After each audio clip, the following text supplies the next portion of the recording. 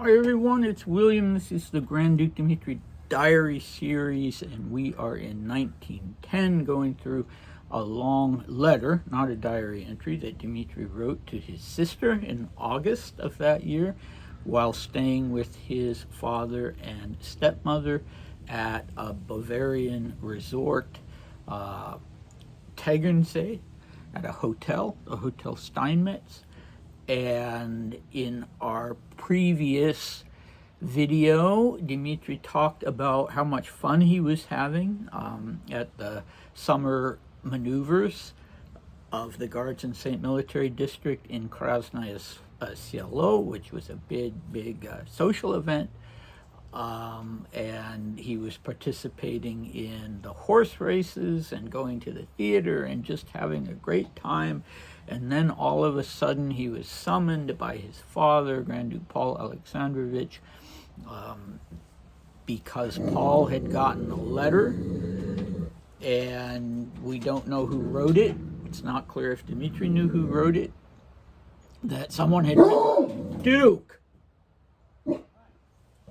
Someone had written a letter to Paul saying that Dmitri was practically tuberculous, and in fact it was all nonsense, but it scared Paul, and so he summoned Dmitri to come immediately, drop everything and come immediately to Tegernsee. So that was the situation. This is not what I wanted. I did a previous recording of this same letter excerpt, and a neighbor started mowing the lawn, so I was 15 minutes into it, and I had to stop, and now hopefully I won't have to stop because of my dog barking. Anyway, let's dive in. Here we live strictly by the clock. Our day is as follows. In the morning, we get up at 8:45 and have coffee around 9 o'clock. After coffee, we spend a little time reading the foreign newspapers. We don't have the Russian ones yet. Around 11 o'clock, Papa and I take a walk. It's tedious and not very fun, especially when we have to scramble up the mountainside. We get home at around noon and have lunch at 12:30. Then Papa naps until 4:30, and I read. At 4:30 we have tea, after which we take another little walk for about an hour, then just sit around at home being useless until 8 o'clock when dinner is served. After dinner, Papa reads aloud from some innocent little book, uninteresting and vapid. The Countess does embroidery work while she listens. GM sits on his chair fidgeting with boredom, picking at his head with his index finger, then starting on his nose and yawning. In parentheses, he puts "which is not allowed." Meanwhile, I, with boredom and resentment festering in my heart, cut little figures, very artistic, out of paper.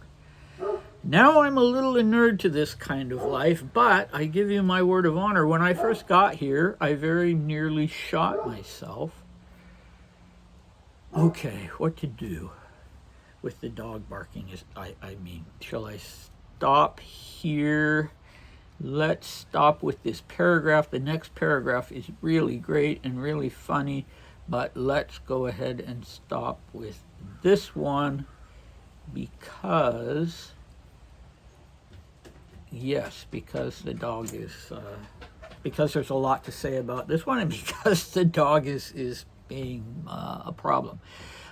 Okay, so this is a fascinating glimpse, isn't it, into Grand Duke Paul's routine.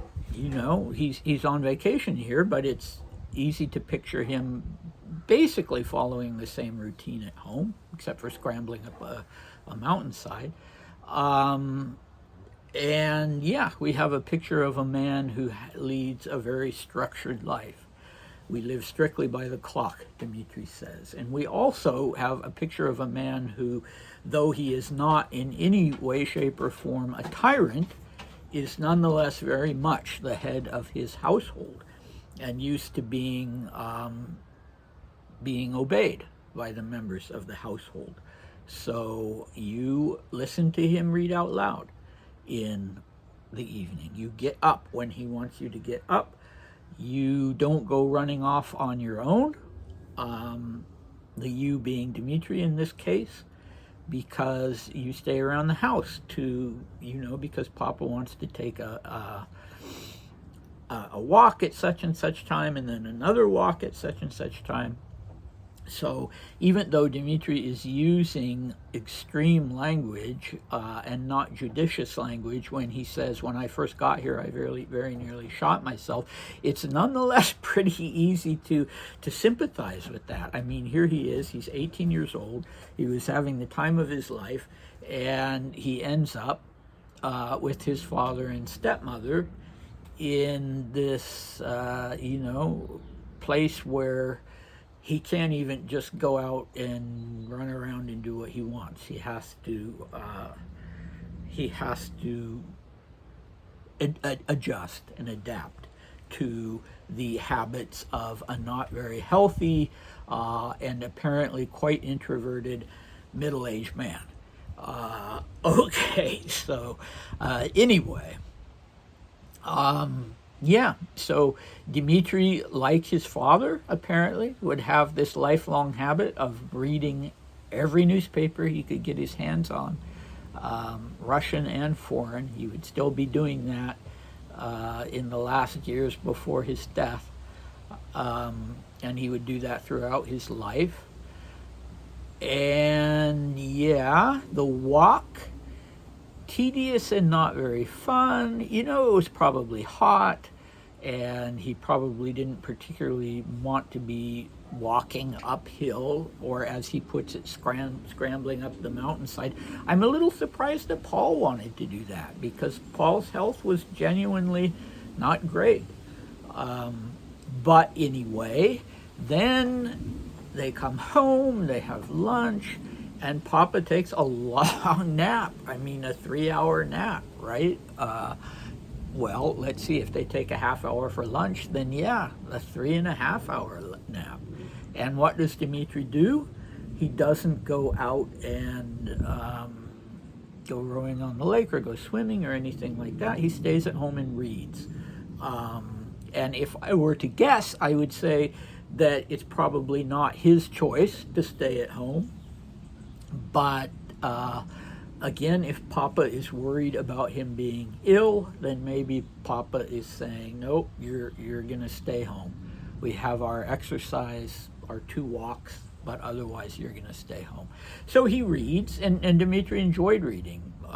But unfortunately, on this occasion, he doesn't tell us what he was reading, either what he was reading or what his father was reading, although we get some details that Paul is not reading something interesting. It's innocent, it's uninteresting, and it's vapid, so maybe some kind of I don't know, even inspirational book or something like that, moral instruction, or I don't know. I'm inserting that into it, but not a book that people, including Dmitri, but including other members of the household, were into. Nobody is super engaged with this activity. Yeah, so the Countess has her embroidery work. Dmitri has his artistic paper cuttings, but GM just sits there and squirms in his chair and picks at his head and picks his nose and is generally, not interested at all, and not trying to conceal the fact that he's not interested. And it's funny that Dmitri puts in parentheses that he's picking his head, his nose, and he's yawning. Not Dmitri, but GM. And then Dmitri puts in parentheses, which is not allowed. So, I wonder if Paul had ever chided him, Dmitri, for yawning during one of these readings. Okay. I sit with boredom and resentment festering in my heart. Well, Dmitri is nothing if not sarcastic in his humor, and yet, he's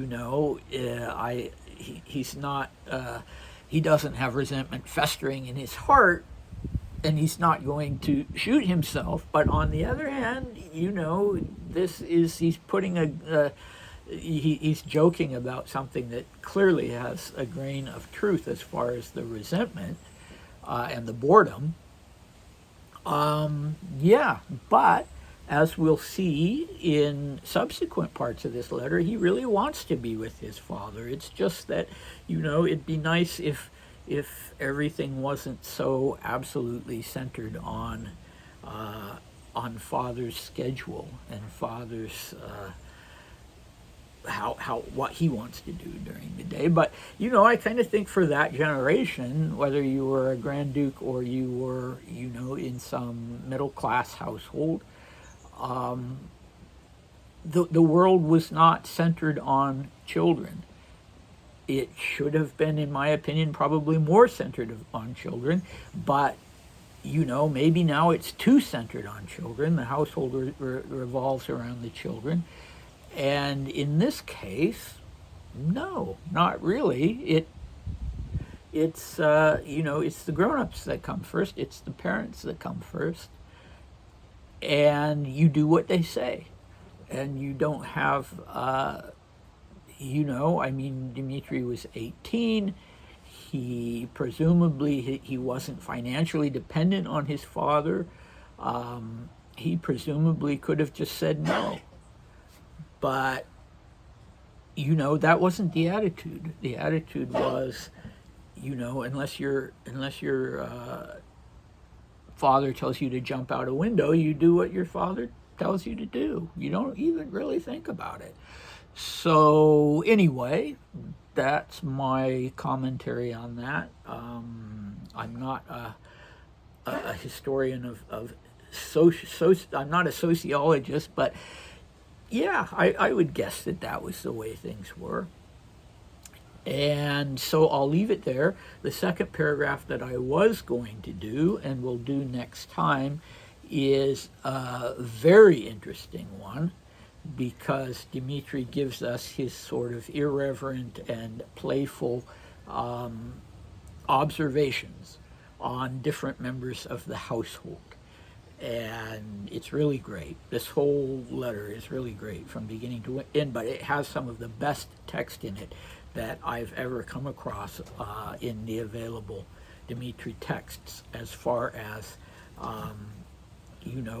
Dmitri's assessment of himself. Really brilliant, and that will be coming up as well. So anyway, do come back, and I hope to see you next time. Bye.